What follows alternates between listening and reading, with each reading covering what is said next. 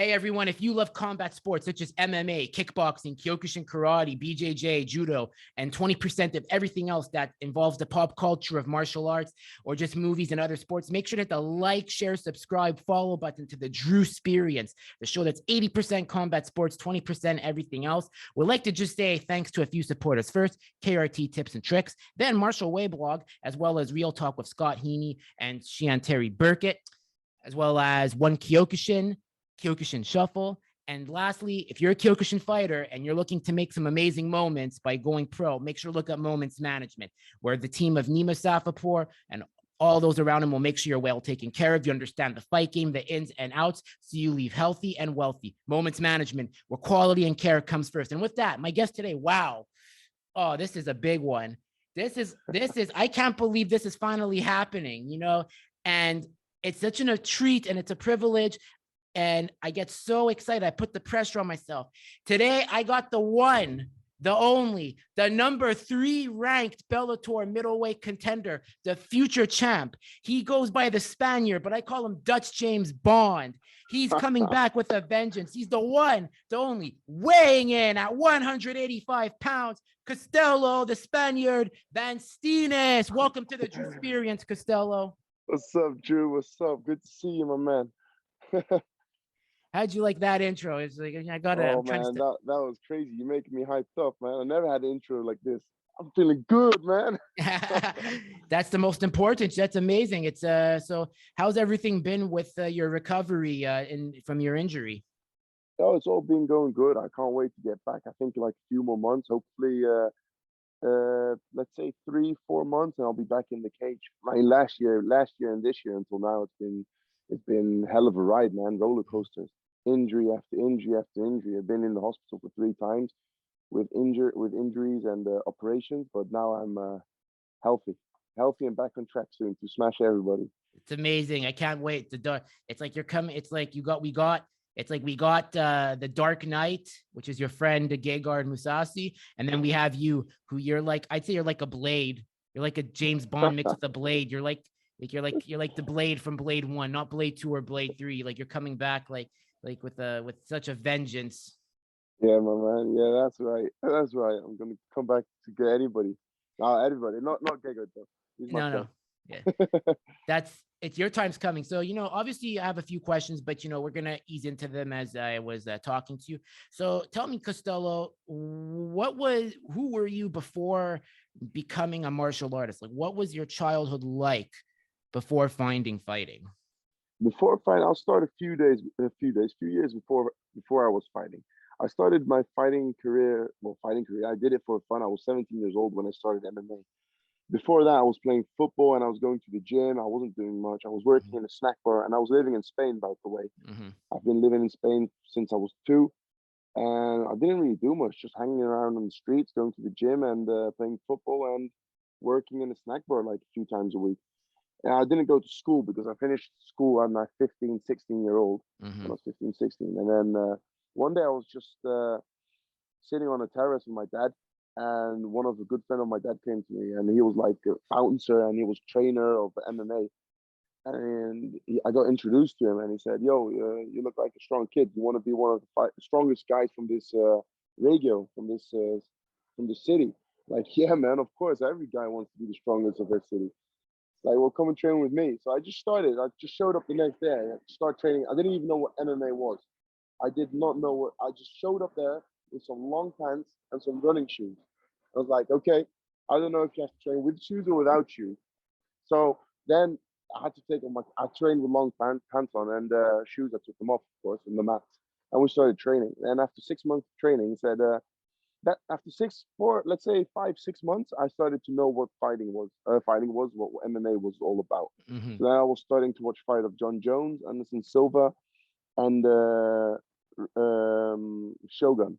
Those 3 fighters were the ones I was watching on YouTube a lot, and the Diaz fighters, of course. So those were your influences, if I understand. At the beginning, those were my influences. And then after 6 months of training MMA, I wasn't a good fighter at all, but I just liked fighting. I like to be competitive. And my trainer said, "Hey, man, you're learning really quick. you want to test your skills? I'm like, fuck yeah, of course I want to test my skills. How are we gonna do this? We're gonna go to a tournament. So we're gonna have two fights. Well, we're gonna go to a tournament and see how many fights we have in one night. So I had two. How many fights? Yeah, I had two fights that night, and I won the tournament. I was like, fuck yeah. But I didn't even know how to kick properly. So I came home like limping on my feet because I was kicking with my not even with my shins. I was kicking people with my toes.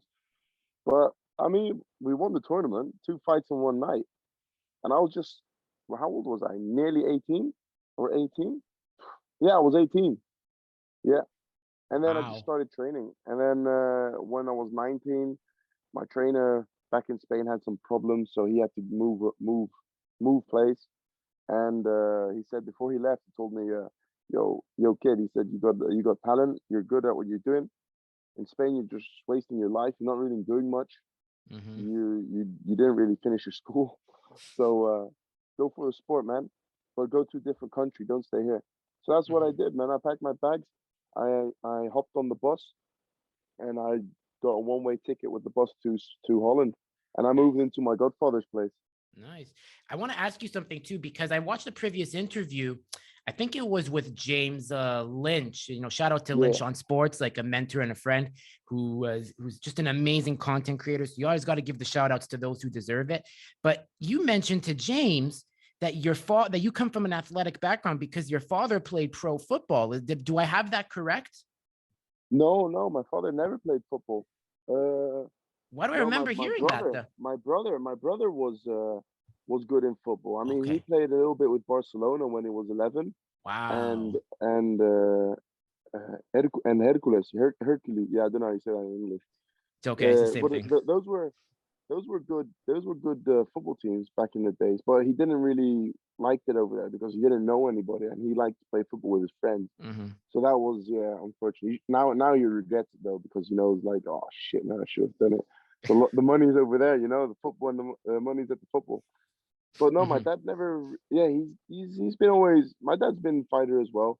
He's been boxing and Really? not professionally, but he's been fighting a lot back in the days on the streets. Interesting. So your dad is you're Spanish, but you're also half Filipino. So that is a really interesting mix. So like if I may ask, because obviously I like to ask, like, when I hear about these kinds of mixes, by the way, if you want to know my mix, so my dad is Iranian, I'm second Yeah. generation. I don't look it though, but if I showed you a picture of him, you'd say yes. And my mom is born here, but her family roots are it's between Belarus and Russia, but I just say Russia because I don't have What? time to explain Belarus to people. They don't Yeah, they don't yeah, know. yeah. Oh shit, really? Yeah. And what your parents just moved to Canada then? I'm gonna explain how they met. Okay. So then you could tell me how your parents met here. So Okay, and okay. then so I'll go first. So my mom back in the day in the 70s, she had dated an Israeli guy, but the Israeli guy had to move back to Israel because it was after the Arab-Israeli War of 1973. Mm-hmm. And he wanted to serve his country because he felt that there would be another war again, but also his kids did not like Canada because my mom like became a stepmom and yeah, she did become a stepmom at 21, 22, and she wasn't ready to make that commitment to leave because her family was here, her brother was graduating, my uncle was graduating university because she was born here in Canada. Yeah. So but her family immigrated to Canada from Russia in the early 1900s, right before the whole communism and Red Revolution happened. My dad, on the other hand, was born in Tehran in 1955. His family moved here in Oh shit. 1965. They were loyalists of the king, but they saw from afar what was going to happen with the massive poverty in the countryside versus the city. So he came here. All of his family, like typical Persians, went to LA. So I guess Mm-hmm. he kind of regrets Yeah. that, but whatever. And then in 1982, if I'm not mistaken, they met at a party because my mom thought my dad reminded her of her Israeli ex-boyfriend. So then they got married in 1983, and then I was born in the early in 91, and yeah, and that's how Oh I found shit. out. So that's how they met. But then they divorced Okay. and whatnot. So how did your parents meet with the mix you have? Oh. Well, my story is not so long. My dad went on holiday to the Philippines, met my Uh-huh. mom. Then he flew back to the Philippines and told my mom come and live with me in Holland, and that's what they did after like 3 weeks knowing each other. So it was love at first sight. Like they knew they Yeah, Yeah, something like that. Love at first sight. I mean, my mom was like, she wasn't really grown up. She was living in a quite in a poor place, you know, in the Mhm, Philippines. So yeah, future over there is always so. But then she met my dad. Well, she was working at a hotel. mhm. My dad met her. She was actually working at the hotel where my dad was staying, and that's how they met. Yeah, and Mhm. that's how my dad told my mom to come to Holland, and that's what she did. It's amazing. It just gave birth to two legends in you and Gino. Yeah, yeah, yeah. Such a small lady. She's not even 160, and we're like 180, 88, One day you six have foot to, one. when I'm making the episode, if I make a soundbite, like if I make a soundbite, you have to like show a photo of like you with your mom to show like the height difference, if Yeah, that's yeah, the will case. do. Yeah, because that's amazing, man. That's such an amazing mix. That's what I love about about martial arts, because the people you meet are so diverse. Like, there's your with your background, and then there's Bert with his, who I've had. Shout out to Bert and Joey, who I had on a previous episode. Check out Yeah, episode 85 if you wanna see my conversation with them, because you know what, they all get love. The whole cops team gets love. the That's whole what it team, the is. whole team. Yeah, baby. So yeah, the other thing is, so now take it back to, you get the one way to go to Holland. And Hmm. what was that like? What was the culture shock you experienced, if there was any, because you're going from Spain to Holland? So what was that Yeah, like? of course. No, well, I'm half Dutch, half Filipino, but Mhm, I've been living in Spain my whole life. mhm, So, but I've been coming to Holland a lot for holidays, like when I was mhm, little for Christmas and summer holidays. So I was already a little bit used to it, but the first 2 years was actually bullshit, man, over here. Like I didn't know anybody. I came here without friends, you know, and mhm, my only friends were the people I was meeting at the gym. mhm, And it wasn't really, I mean, we were friends, but when we were training, we didn't really meet up after. But then bit by bit, after like let's say 15 months, that's when I started making some friends mhm, and like hanging out also after training, because that's something you miss, right?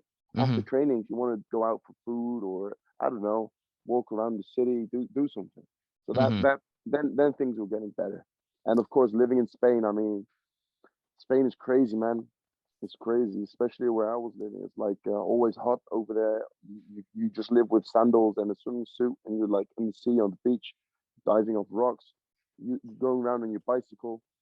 That was life, man. But it makes you lazy. It does. I've been to Spain in 2008, and it's like you want to live there, but you don't want to stay. You want to stay there, but you don't want to live there, because I don't Yeah, like the hot weather. Like I like a bit of winter. It gives you that character to appreciate, and yeah, to true. like persevere through any hardships. So Yeah, that's no, that's why. definitely true. When I was living there, I was like, oh, fuck the sun, man.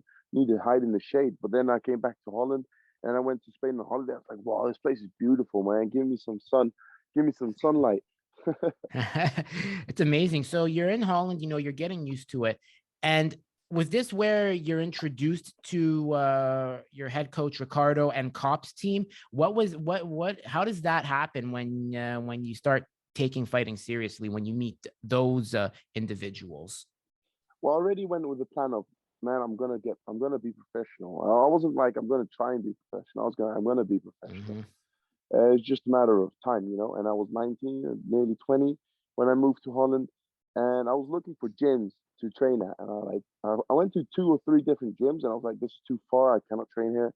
I didn't really like it over here. It wasn't my style. And then I met Ricardo, and then I went to Ricardo. Yo, Ricardo, I'm Costello. I want to be fighting here. Do you guys do also fights? Like, yeah, yeah, we do fights. And you know, Ricardo's a big motherfucker. You know, he's like, He's all right, huge. this guy's, yeah, this guy's coming, yeah, muscly, you know. And he goes, all right, this guy is coming to the first time over here, saying he wants to be a fighter. Okay, so I'm gonna give him a hardcore training, see if he will survive. Man, since that day I never left again. I just came back every single day. And now then after I think a year of training, or not even a year, he brought me to Musasi's team, to Gegard's training facility. And then that's when I started meeting all the other guys, and then I was hanging out a little bit with Gegard, and then I went with Gegard to Cops, and that's how I met Bert Cops and everybody else. Hmm. And that's how we like started growing all of us together. Well, me, I was going with them, you know, because I'm the one who got introduced to them.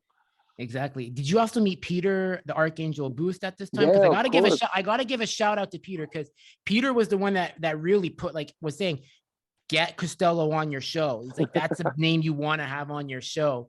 And so I got to give a shout out to him. I promised him. Sorry, Peter, if it's not in the beginning, but I'm giving you your due, bro. So, Yeah, man. Peter is such a good guy, man.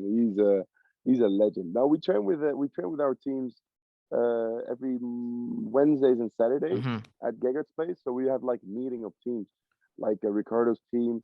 Well, Ricardo's actually Musasi, so but Ricardo's also giving lessons like 30 minutes away from where Gegard is living. So hmm Ricardo's got his own gym. So he brings us, like all of us, we go every Wednesday there to Leiden. And Peter and his team from Breda, Combat Brothers, they go also to Leiden. So we're always like, yeah, keep it. Holland is it's a small country, right? It's It not is. even big. Like you go from to one place to another place in 3 hours, and then you've seen the whole Holland already, you know. So that's quite good. We've got loads of good fighters. Just small country, just need to promote it more, I guess. hmm Well, I always say Holland is a combat sports superpower for K1 kickboxing. There used to be a lot of good Kyokushin fighters, but now it's kind of like they'll do Kyokushin and go right into kickboxing or MMA. But yeah, it's like Yeah, I always say to my fellow content creators, guys, stop focusing only on North America. Look at Europe. That's what I'm doing. Like I look at I'm giving everybody a blueprint here. Holland is a superpower. yeah. They're only getting better and better. Yeah, definitely, definitely. I mean, like what you're saying, man. There's loads of Kyokushin legends over here. Loads, all the old school generation I'm meeting, like they're always speaking about Kyokushin and everything. Well, we've actually got a few trainers in the gym, not at Musashi gym, but like Ricardo's gym. They put their kids on MMA, but then their fathers, of course. And I'm always trying to speak with their fathers, like my friends, their fathers, because they're old school, you know. But old hmm school, they're hard, they're really hard, and they've They always are. got skills because they're like 50, let's say 40, between 40 and 55-year olds, Mhm. but they've been training for 30, 40 years. I Yeah. mean, bro, these people, you learn so much of them, even though if they're not active, they still got loads of things to tell you, Mhm. and like it's really interesting for the fighting game, you know. It really is. And I mean, one day, like it's when you meet me and my friend. He was my former cornerman, but he's also like my future partner too, like in terms of like how we do stuff together. When you meet Mohammed, the young mountain chick, that's his name in Kyokushin, North American heavyweight champion. You're gonna really have a blast learning about the low leg kicks in Kyokushin from him. Like fight, like how to like go into the pocket. Like I really like you're gonna really appreciate it because yeah, the old school, like you said, you're like an affinicado. You love those stories. I could tell. Yeah, man. Yeah, I love them stories. I really do. Yeah. No, I can't wait to meet you guys in person.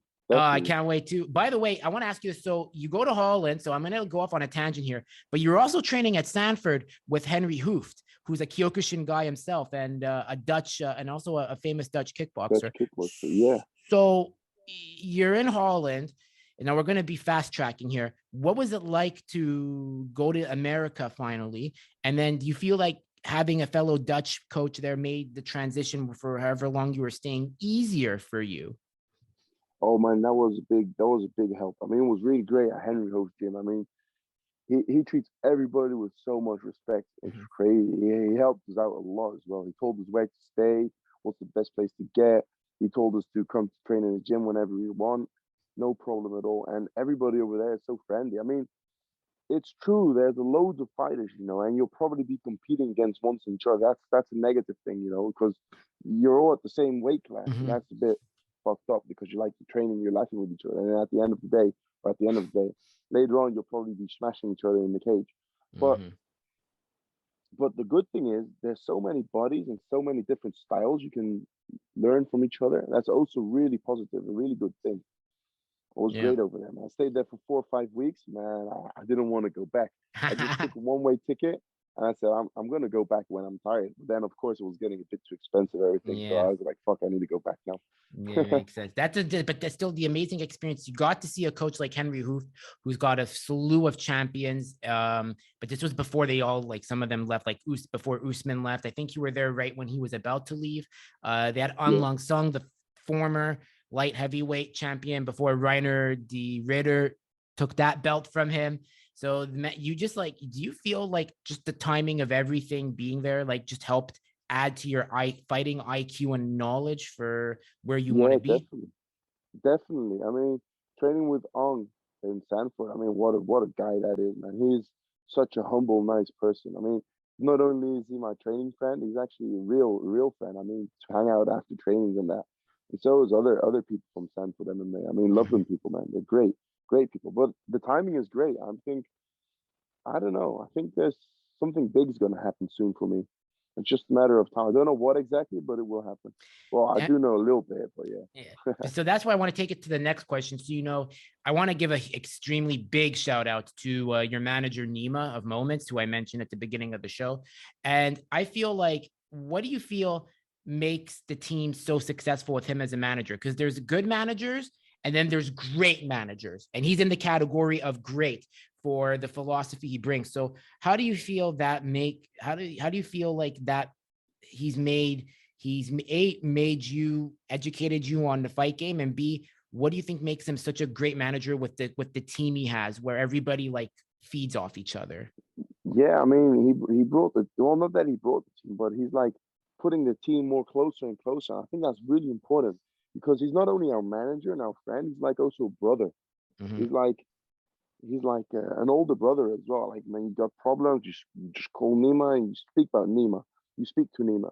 It's not only about you got problems about fighting in this. Yo, Nima, I need a fight, man. I'm getting low on money or something like that, or I got an injury. No, you just call Nima up and say, Nima, how's it going, man? I want to hear your voice.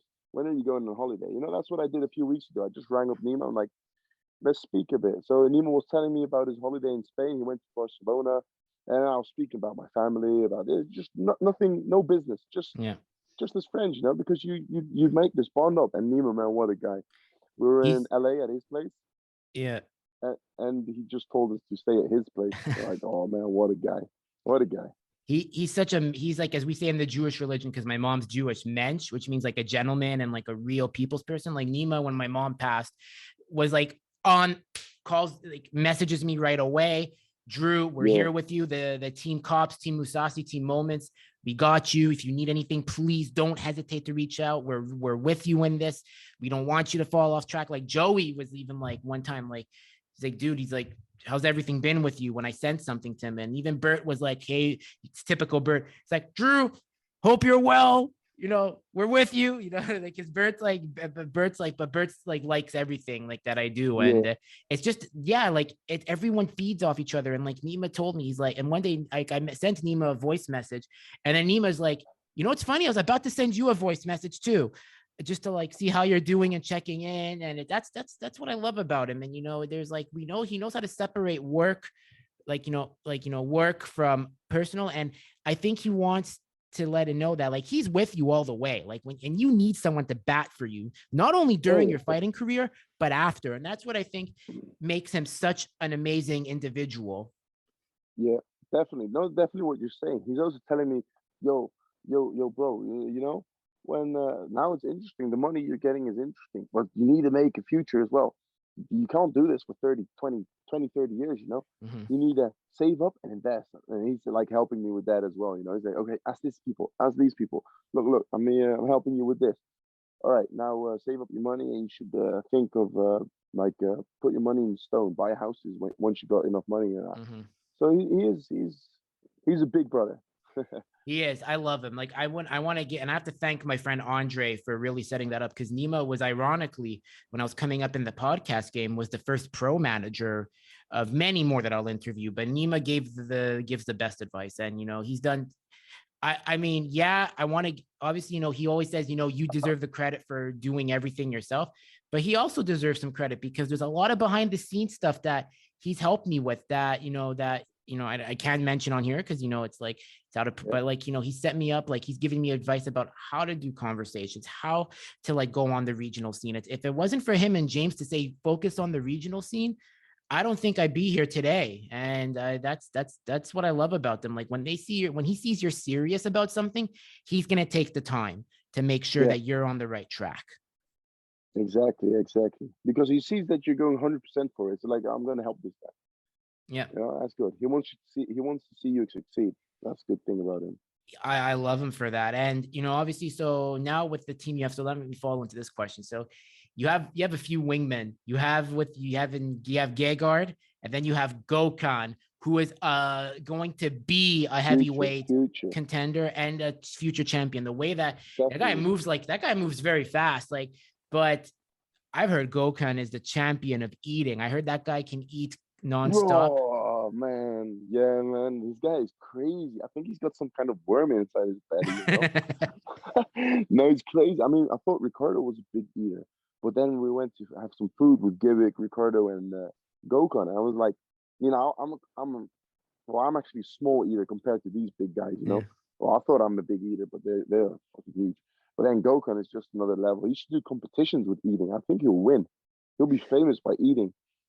Oh, I'm a thick boy right now with this coat with like, you know, this COVID weight that I'm trying to shed. Like I'm a heavyweight. So Gokhan Ricardo, I'm issuing you a challenge. I'm gonna do. It's gonna be the Ultimate Eating Championship. Drew, it's a 3-way race. Nima, send me the contract. I'll be the first. We're starting a new. I'm pitching Nima a business idea here. We're gonna do the Ultimate Eating Championships of who can eat the most food. You get your choice. You get your choice of the food you like, of how much you can eat. So I'm gonna make it fair. And then we're gonna have to film it. We're gonna Instagram live it. We're gonna put it on YouTube. We're gonna promote each other's brands. You could be the Bruce Buffer if you want, and then Nima can ref it. I don't know. We got to figure this out. We need some sponsors for this deal. Then we need some sponsors. We need to. I'm sorry, Drew. I'm gonna put my money on Gokhan though. It's okay. I understand. Shit. I saw him eat in person. It was crazy. It was scary, man. It was really scary what he was eating. It wasn't even chewing, this guy. Fuck. Is Gherkin the same way too, or is Gherkin like you, more of a smaller eater? Nah, he's a smaller guy. He's 83 kilos. Okay. Not even a middleweight yet. And Gokhan is like the big brother. He's strong, big. Gherkin is strong and big also, but he's like, Gokhan is the big brother. Yep. Yeah, he was amazing. You were at the last fight that he fought at, and what impressed you so much about Gokhan with his trajectory of how they're playing it with him? It was like crazy, but I think they should pump Gokhan up more. They should promote him more. Bellator should promote him more. Get Gokhan had like I think one of the strongest guys in the division. That wasn't. I don't know if this guy was in top 10. The guy he was fighting, but he definitely was. He should have been in the top 5. This guy definitely. Mm-hmm. But Gokhan proved himself, and I think, he'll definitely be champion next year. If it's not this year because it's nearly finished, but it'll be next year. I agree. So you also have your little brother Gino, who you were mentioning earlier, that played soccer. But so you're getting into fighting. You know, you're in Holland now, and then you're making your trips to Florida. What motivated Gino and to get into fighting, and how have you feel you played a role in mentoring your brother? Oh, how he got motivated. That's a good. I was always like, Gino was like, he was living in Spain when I was already living in Holland. And I was like showing him some tricks, how to submit people, how to do this. And he was doing CrossFit. He was a big guy, like nearly just as big as I was. Nearly same kilos, nearly. And he was doing CrossFit, and then he was like, I'm gonna come to Holland on holiday, and he started doing MMA with us. And he goes, I actually really like this sport. I'm going to do this as well. So he went full out. He moved also to Holland. We stayed together. And then he said, now he's just going fully for it. He's in good hands. I mean, he won his last fight, and it seems like they're taking the slow but steady approach too. Like, that's what I like about your gym. There's no throwing into the fire unless you're really like show like you're meant for this. But do you feel that's what makes Ricardo a great coach, where he wants some of his guys to take their time with where they could be and where they're going to be? Yeah, definitely. Ricardo wants people to build up instead of putting Gino like after one fight into the big leagues, because we probably could because we got the contacts for it. Like, no, he needs to build up cage time, he needs to build up experience, because once you're in the big leagues, you're not going to have I don't want to say easy opponents, but you're going to have elite opponents that had loads of a cage experience. You want to build up yourself in the cage experience and then go into the big league, so you know when and what to do. Mm-hmm. That's interesting. I think, so a good trainer is really important. You don't want to get thrown into sharks straight away. You want to build up and be a big shark before you get into the shark tank. Yeah, no, that's such a smart move. And you know, he's 2-0. He's like right now, Gino's, I Yeah, know Gherkin 2-0. is 2-0 as well. So it seems that Gino and Gherkin are on the same trajectory and they're in different weight classes, which is, but what really boggles my mind is you're a middleweight. You're very tall. Yeah, Gino's a lightweight. He's very tall. What sort of genetics is like wow, yeah, I don't know how to word the question here. Like it's like I'm boggled by how tall you both are, but how like there's such a difference in weight. yeah. He'll probably need to move up weight in a few years if he keeps on growing. I mean, we're the same height, but then the body posture, I'm a little bit bigger. Gino's a little bit smaller, but same height, of course, you know. And he needs to cut a little bit of weight to get the weight. But I think if he gets up a little bit more weight, more muscular, he'll probably need to go to welterweight. I could see him there. I'm gonna be honest, I Yeah, could see him there. I could because he's really tall. mhm. He's really tall. And Gherkin is more stocky, or Gherkin's also pretty tall. No, Gurkhan is more stocky. Okay, He's like a smaller guy with big bombs in his hands. Knocks Turkish, everybody out straight away. yeah, Turkish monster, like him and his brother. Like, but like Yeah, I was man. speaking with Gherkin, and Gherkin is like, it's like we're just talking, and like we're talking about spicy food, and Gherkin, that's what got Gherkin's interested, like to start like talking with me, because he's like, you like spicy food? I'm like, I fucking love spicy food, and Yeah, and he's like, what do you like? And I told him, I said, I could eat anything but Indian food. I said, anything but Indian. I said, Indian food knows really. no boundaries.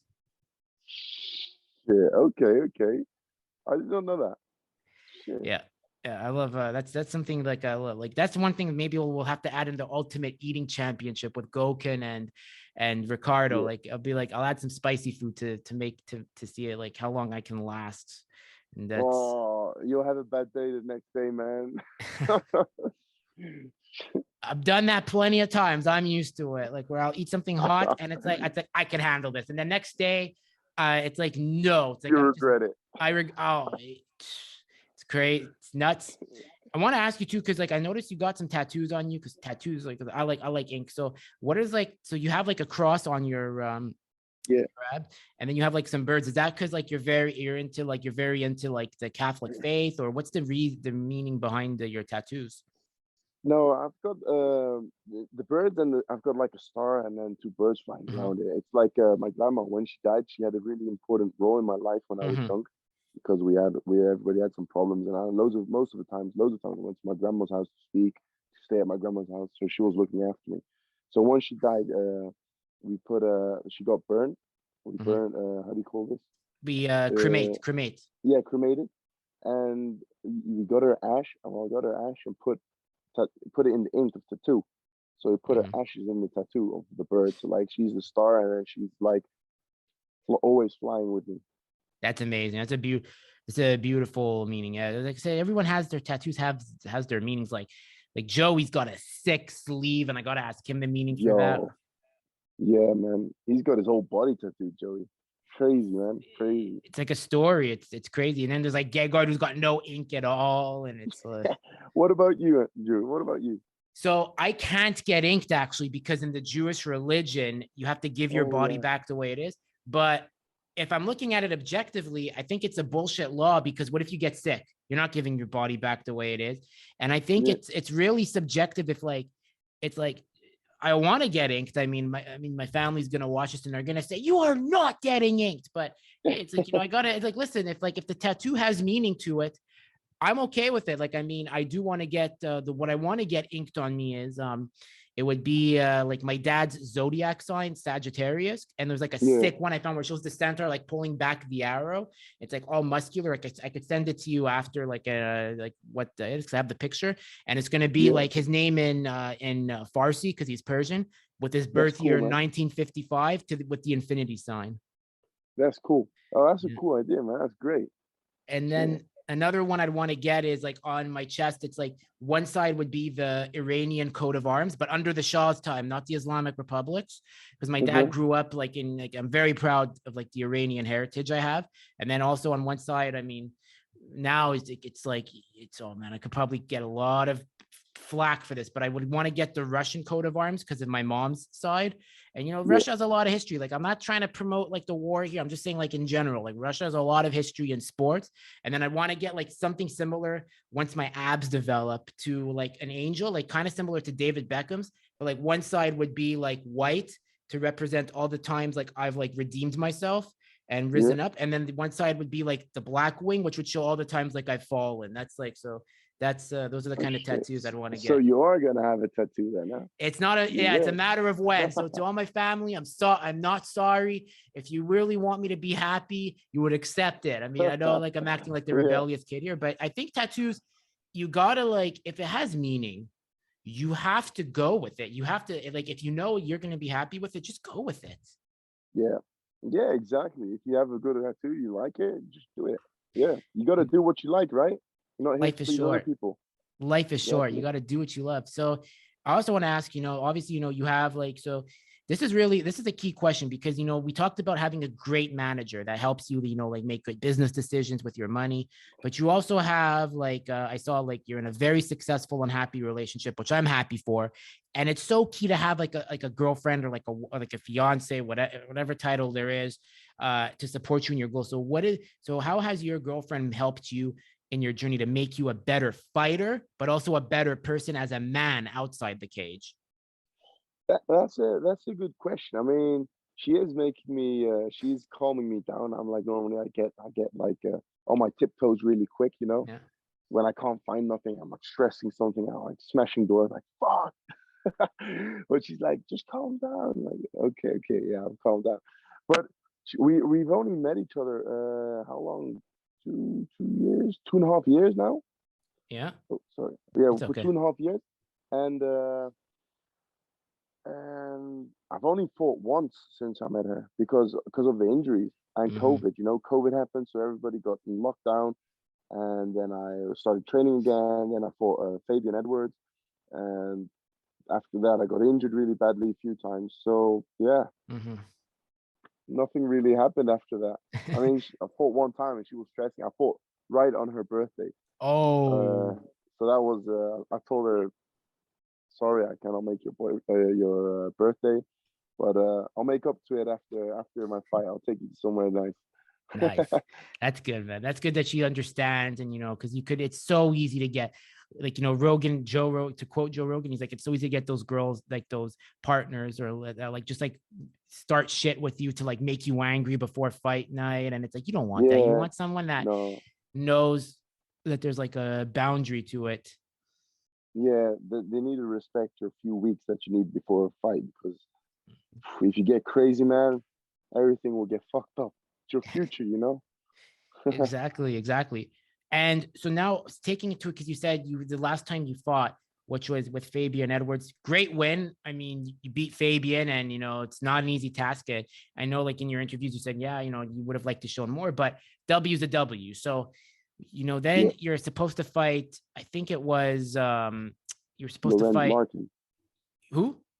Lorenz Larkin. That's it. Yes, I keep getting confused between Larkin and another, and I think it was Machida. I thought you're supposed to fight Machida, but Lorenz Larkin. So you get injured, and it's a setback. But how do you feel the setback has made you a better, I'd say, fighter? But also, like, how has it improved your outlook for where you want to be? I think, to be honest, and Drew, it's like at the beginning, I was really, really bummed out because of these injuries. I was getting depressed. I was getting really sad. I was like, fuck, ACL injury, at least 9 months. Then I had the 2 stomach hernias operation. Then I had my groin tear. Like, fuck this, man. And but now I'm actually like, I've met some new people for in the team, and it's like they brought like good ideas in my head. Like, you need to treat your body like a temple. You mustn't train like bite your teeth and just go for it. No, you need to have a plan, and that helped me a lot. Just stay down to not stay down to it, but you need to be smart. Your training wise, everything, your food. So I think maybe it's a good thing. I'm sure it's a good thing for what's going to come now. For these few years, this 1 year that I've been out of the game has helped me a lot for the future. Definitely. That's amazing. And now, as I said, it's when you come back, you're collecting souls, man. You're coming in there like you're like, and I hope you understood the analogy with the James Bond, where I said you're like the Timothy Dalton James Bond or mix of Daniel Craig, where you're not here to be a gentleman. You're here to accomplish your task, and you're going to do it by any means necessary. So Yeah, definitely. I'm a big James Bond fan, by the way. It's like, if you ask me, you could ask me about Star Wars, I won't know anything. If you ask me about James Bond, I could be like, I'll tell you what happened in this film. I could tell you that's how I am. It's like, I'm like Rain Man for that. And with MMA too, and ice hockey too. So it's like, you got to embrace your flaws where you're a bit weird. And that's what I love about this. But yeah, so you're coming back with a vengeance. Went off on a tangent there. I know, again, it's how I am when I drink coffee, but when you come back, how do you feel you'll if you get the Lorenz Larkin rematch or any other? How do you feel the improved Costello, the Spaniard Van Steenis is going to come in? Like, what are we going to see when you come back? You're going to see one violent thing in the cage, man. with a head, of course, with brains, not just snap your fingers and go for it. No. I'm just gonna tear you apart this time. And when I see an opening, I'm gonna. My hands are already sweating. I just want to fight, man. It's just itching. I got that itch. Yeah, man. That's amazing. 2 years without entering in the cage. But it's like, but at the end of the day, like, think of it. You said you met some great people that helped you understand better training methods. It seems like that the cops and the cops gym is adding some more assets. They added, like, I saw you trained with the current KSW double champ, Roberto Soldich. So maybe you learned something from him. I also met him too. Shout out to Sandro Fur of TriStar Montreal. Like, Sandro, his striking coach in Montreal, introduced me to Roberto before anyone really knew about Roberto. And now people know about Roberto. So huge shout out to Sandro.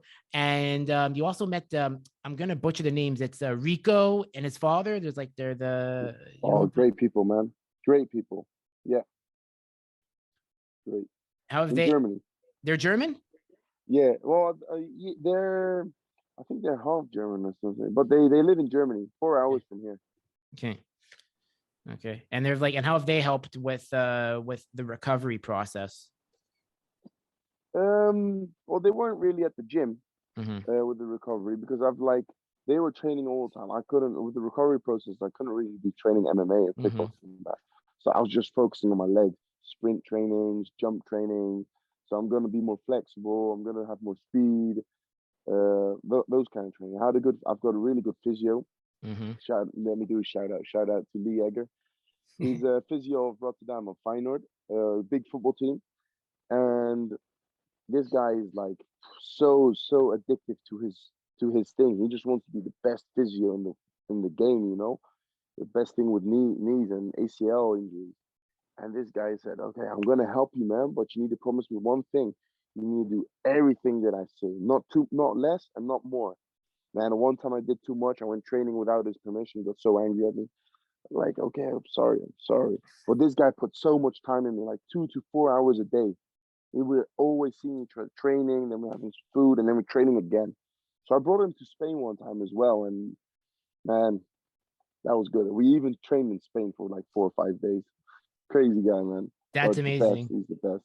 I'm really happy you have a great physio. That's so key, because you need someone, because the problem with physios is that there's like sports physios, and then there's like regular physio. And I made that mistake where the first time, because I have flat feet and I have like some knee issues and lower back pain because of all the weight I gained and running back and forth, helping my mom at the time. So the pain is like now taking its course. So I saw like one physio, the guy was like, oh, you can't do this and that. But then you see a sports physio, it's like, yeah, you can do this, but he's like, you can't do this. And I like that's what I get from your physio, that he's like, you can do what you want, but there's ways of going about it. And I think a sports physio is super key.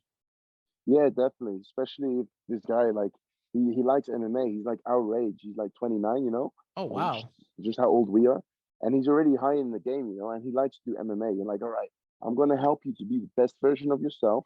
Not only, and he's a big fan of GSP. He says, I'm a really big fan of GSP. I like the way he trains and the way he thinks, especially now. Now that he's retired, he's training really good, he says. But I'm using that method as well. So we're not only training legs and the rehab for the knee, but he says we're also going to do your upper body. I Mhm. want you to eat good. I don't want you to get fat, because once you start getting fat, your knee is gonna, well, let's say if you're eating healthy, your knee's gonna, the process is gonna be better for the rehab and Mhm. everything. So he said, I'm gonna help you with this. You're gonna help me with that. Like, yeah, let's do it. That's fair enough. That's amazing. That's so amazing. And so now I want to ask you this because you said back in the day when you were coming up, you were a big fan of the John Jones, Shogun Hua, the Diaz brothers, and you know I understand you're friends with Gegard too. I don't really. That's why you notice I didn't really ask a lot of questions about Gegard because this is your show. I'm tired of people saying he's Gegard's prodigy. No, you're Costello, the Spaniard Van Steenis. You're making your journey. This show's about you. Yeah. However, to take it back to your influences, do you feel like when you met Gegard the first time, like, did you know who he was when you met him, or were you kind of like still only following UFC? Because this was during the Strike Force era, it sounds, when Musasi was going between Strike Force, K1, and Dream. Yeah, no, to be honest, when I moved to Holland, I didn't know who he was.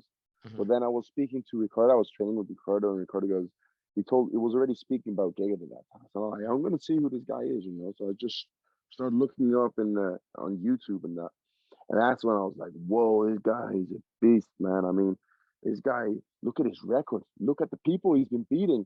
Like, bro, this is gonna be great for my career That's to amazing. And learn now, from this guy. So that's brilliant. and look at it now, like you're not only his training, you're not only like a partner, like a teammate, but you're also like a close friend of his. And you know, Yeah. you treat everyone like family. So this is a new question. This is a question I added today now. Added it. So let's just say in a perfect world, we do the DC versus Marvel of a crossover between Bellator versus UFC. Gegard Yeah. fights Israel Adesanya. So we got Batman, we got the Dark Knight. And when I say the Dark Knight, Gegard is the Christian Bale Batman. That's how I look at him as. Like he's an anti-hero. And I love anti-heroes. I don't like the good guys. I like anti-heroes. Like they're real. Hmm. So you got Gegard versus Izzy. And then you have you. So if you and then you're in that crossover, who is a person you want to fight in the top 5 of UFC in a crossover tourney? In a crossover, well, if Gegard has Izzy, I would like to fight Jack Hermanson. He's in the top five, right? He's in the top. I think he's now in the top 10. He was in the Okay, top 5 okay. before, but then he lost it. He lost one. He lost to Strickland. So Strickland was, Oh yeah, I'll fight Strickland then. yeah, that'd be a good I fight. like Strickland. Yeah, I'd like to fight him. Yeah. Yeah, send him packing. I mean, he's a good fighter, but very awkward style. But I think that's the kind of guys you like. You did well against Fabian. I think you Hmm. do. I think your style is tailored. I think Lorenz's style is tailored to your style, and it's so that's a good pick. I like that, Sean Strickland. And who would you think Gino would want to fight if knowing him if he's like? But this is a welterweight Gino, not a. Welterweight, Gino. Okay, wow, welterweight is a good division at the moment, man. Let's see, man. Welterweight Gino. I've never actually asked him who he would like to fight in the welterweight division. Hmm. Shit, that's a really good question. Now, ask me that question again later on. I'm gonna I think will. about this one. I will. I'm gonna have to. I'll make a clip about. I'm gonna make some clips, probably 3 clips, like in this question, where then like it'll be like, and then Costello, and then put in the caption, and Costello confirmed that it was that Gino wants to fight XYZ if there's a crossover, and when he's in Bellator. So you're in Bellator, you're being treated very well too. But if there was like a time, if there was like, if like, but like with Bellator, what do you think makes Scott Coker such a good promoter and president for Bellator that not many people know? I think he treats his fighters really good. You know, he's like really down to earth. He's always, yeah, really with respect, but not even if you're big or even if you're nobody in Bellator, everybody gets the same, and that's really good. I think that's really good of this guy, of Scott. That, that's amazing. Obviously, Bellator, you know, like they're the number 2. They're obviously trying to find ways to improve variously.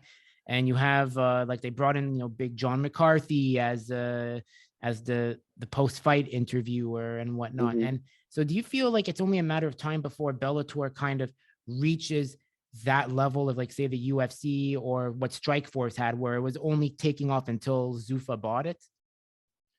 Yeah, I don't know. That's a good question. I mean, Bellator is getting there. They're getting every year. They're getting bigger and bigger. Hmm. So they probably will get to that point. But I don't know when is the question. Hmm. But they will. They will. I bet they will. That's amazing. And what's the most important is that you're happy. You're making your money now. That's deserved.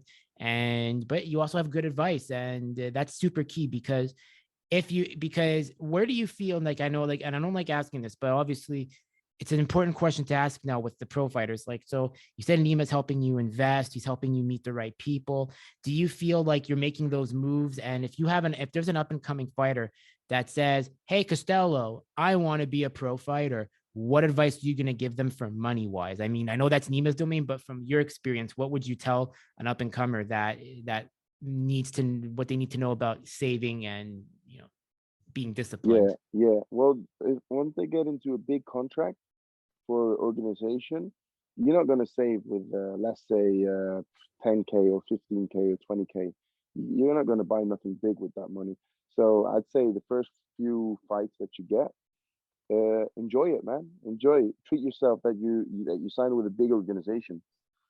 Mhm. I'm not saying buy yourself a watch and buy yourself a necklace. No, I mean go on holiday, look at the world, take your friends out, take your family out. That would be something nice. Make memory of them, because once you get after that, making that memory, and once you're getting big money, man, you just want to be hustling the whole time. You just want to be active, getting more money to invest. So enjoy your time with your family, spend some time with them, take them out on holidays, and after that, get back to your work and get serious, man. Disappear for a few years.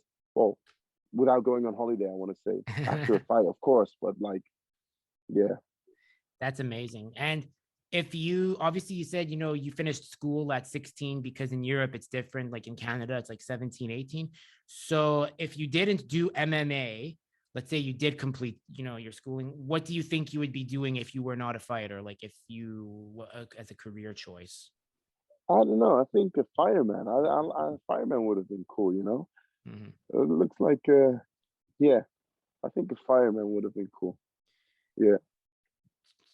Yeah, I could understand why. Like, like they see you with with like that James Bond face you have, and it's like, and they're gonna be, Bro, and my they're, face is fucked up. Look, I'm no, no, joking. no, I'm joking. no, no, dude, I'm telling you, man, I'm telling you, it's like you're like, it's like you got like that like Daniel Craig look because you're young, and you got that Timothy Dalton like personality when it's time to be business.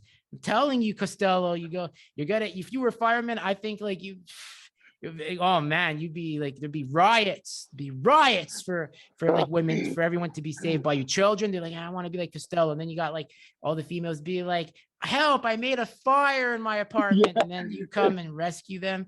And I'm sorry, Costello's girlfriend, if you're gonna see this, but I'm just saying, you got it. You ended up with a very handsome, winner here. As I said, and obviously too, I've seen it. She's very, very. I just want to say as respectfully as possible. She looks like Anna de Armas, very attractive. So you guys are like are a great couple, and not all the wins are in the cage. Some wins happen outside the cage. Yeah, exactly. Thank you, Drew. No Thanks, man. problem. So I guess we're gonna conclude it here because obviously, it's such a great time. I want to thank you personally for coming on. I've been wanting to do this for such a long time, and it's such an honor. I hope I delivered in your books. And Yeah, definitely, man. and where can people connect with you if they ever want to follow your journey? Oh, they can they can connect with me on Instagram. I'm just gonna Mhm. go inside and get my charger. Yeah. On Instagram and IG, on Facebook, and yeah, that's about it. Those two Awesome. pages. Awesome. Well, Costello, man, I'm so happy we could do this. It's been a long time coming, and I hope when people watch this, it hits over 1,000 views. We're gonna tag everybody. Gotta give me. You're gonna have to give it to everyone because this is a big deal. Yeah, man. Definitely, definitely. Thank you, Andrew. Thank you, Drew. Thank you No problem. for this interview, man. And hopefully, we'll see you in person. You will. Oh, that's a guarantee. 2023. I'm making it happen. Mohammed's trying to hold me to it to put the Yes. time in. So yeah. How long will you stay in Holland if you come here? If I do come, Nah, probably a week. you're definitely coming. You're A definitely week. coming, man. Come on. I You are am. coming. A week. We're gonna take you out. We're gonna take you out. We're gonna take you for some food, get some training done. Nice. You're gonna have a good week. Nice. Everyone, make sure to like, share, subscribe button to the Drewsperience and follow Costello. This guy's going to be a champion soon. So follow him now before he becomes too big. And I don't want you to hear this, oh, I'm a fan of him now, but I wasn't a fan. No, you got to be a fan when they're coming up. So follow the man and put some respect on his name. Exactly what he said.